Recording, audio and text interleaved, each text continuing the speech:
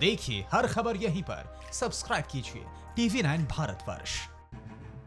यहां लोगों की फिक्र यह भी है कि क्या लॉकडाउन 4 में रेड, ऑरेंज और ग्रीन जोन के निर्धारण में भी कुछ बदलाव होगा। क्या 18 मई से रेड और ऑरेंज जोन में कुछ और रियायतें मिल सकती हैं।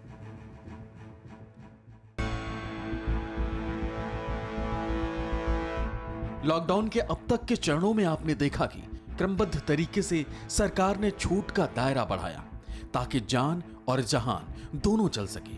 पिछले तीनों चरणों में मिली रियायतों को देखते हुए ऐसी संभावना जताई जा रही है कि लॉकडाउन 4 में सिर्फ रेड जोन, कंटेनमेंट जोन में ही सख्ती देखने को मिल सकती है। साथ ही रेड जोन का पुनर्निर्धारण किया जा सकता है और कई रेड जोन को ग्रीन या ऑरेंज जोन में बदला जा सकता है। ऑरेंज और ग्रीन जोन में जनजीवन को सामान्य करने के लिए और भी छूट का दायरा बढ़ाया जा सकता है।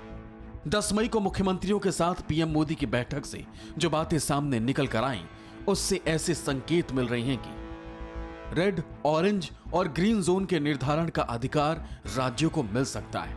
इसके अलावा राज्य में आर्थिक गतिविधियों को लेकर राज्य सरकारें फैसला ले सकती हैं। जिस तरह से राज्यों ने शराब की बिक्री पर फैसला लिया, वैसे ही कई मसलों पर राज्यों को अधिकारें दी जा सकती हैं। मतलब देश के अलग अलग राज्यों में लॉकडाउन 4 की शक्ल सूरत अलग अलग हो सकती है। बाकी इसका फाइनल खाका 15 मई के बाद खींचा जाएगा, जब अलग अलग प्रदेशों के सुझाव प्रधानमंत्री तक पहुंचेंगे और फिर 18 मई से पहले नए रंग रूप वाले लॉकडाउन 4 का ऐलान होगा। और अब देखते हैं खास सेगमेंट रेड अलर्ट।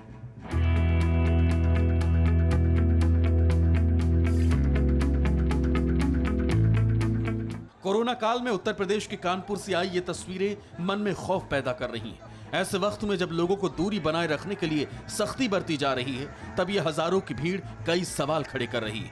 तस्वीर कानपुर के शिवली आश्रम में रहने वाले बाबा शोभन सरकार के निधन के बाद उनके अंतिम यात्रा की है। ये वही शोभन सरकार हैं जिन्होंने उन्नाव के किले में 1000 टन सोना दबे होने का दावा किया था। अंतिम यात्रा में हजारों लोग सड़कों पर आ गए, जिनमें सांसद, विधायक और मंत्री भी एक एक करके पहुंच गए। रेड अलर्ट यह है कि इतनी भीड़ न जाने कितने लोगों के लिए जानलेवा साबित होगी। ये आप सोच भी नहीं सकते। कोरोना जैसी घातक बीमारी के बीच ऐसी लापरवाही करना किसी बेवकूफी से कम नहीं। सवाल यह कि इस दौरान पुलिस क्या कर रही थी। ये तस्वीरें लुधियाना के अस्पताल की हैं, जहां स्वास्थ्य कर्मियों ने अस्पताल प्रशासन के खिलाफ मोर्चा खोल दिया। स्वास्थ्य कर्मियों का आरोप है कि उनकी सैलरी से 3000 रुपए काटे गए, जबकि वो कोरोना संकट के बीच पूरी जिम्मेदारी से अपनी ड्यूटी दिन रात करते रहे। और ऐसा ही हाल अमृतसर में है, जहां स्वास्थ्य कर्मी बीमा को लेकर प्रदर्शन कर रहे थे। सोचिए, वो कोरोना वॉरियर्स जो फ्रंट लाइन पर खड़े होकर हमारे लिए काम कर रही हैं, उन्हीं के साथ नाइंसाफी की जा रही है। जहां पूरा देश इन पर फूल बरसा रहा है, तालियां बजाकर उनका स्वागत कर रहा है, वहां इनके साथ ही ऐसी हरकत इनके हौसले को कमजोर करेगी। ना सानू कोई सुविधा हैगी, ना साडा बीमा हैगा, इन्ना कोरोना दे मरीज आ रहे हैं, कुछ भी नहीं हैगा साडे वास्ते, सुविधा कुछ नहीं हैगी। देश का सबसे अमीर मंदिर तिरुपति बालाजी मंदिर लॉकडाउन की वजह से अपने कर्मचारियों को सैलरी नहीं दे पा रहा। मंदिर ट्रस्ट इस महीने अपने कर्मचारियों को समय पर सैलरी देने में परेशानी का सामना कर रहा है। कर्मचारियों को इसकी जानकारी भी दी जा चुकी है कि सैलरी काटी या रोकी नहीं जाएगी, लेकिन कुछ समय की देरी हो सकती है। दान में आई गिरावट की वजह से तिरुपति मंदिर ट्रस्ट को अपने काम और खर्चों में मुश्किलें हो रही हैं।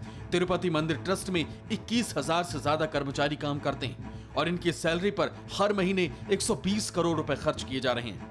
तिरुपति बालाजी मंदिर ट्रस्ट अपने कर्मचारियों को सैलरी देने के लिए मंदिर ट्रस्ट में जमा एफडी और सोने का इस्तेमाल नहीं करेगा, क्योंकि ये राशि और सोना भक्तों ने दिया है। इससे उनकी भावनाएं जुड़ी। इसका इस्तेमाल ट्रस्ट के खर्चों के लिए नहीं किया जाएगा। फरवरी में 5 करोड़ 72 लाख जारी किए गए ई वे बिल में अप्रैल आते आते बड़ी गिरावट सामने आई है। अप्रैल में सिर्फ 86 लाख ई वे बिल जारी किए गए। यह आंकड़ा यह दर्शाता है कि केंद्र से दी गई छूट के बाद भी मालवाहक ट्रक अब भी पूरी तरह से सड़क पर नहीं उतरे। यानी पहले जो जरूरी सामान आप तक आसानी से पहुंच रहा था, उसमें कमी आई।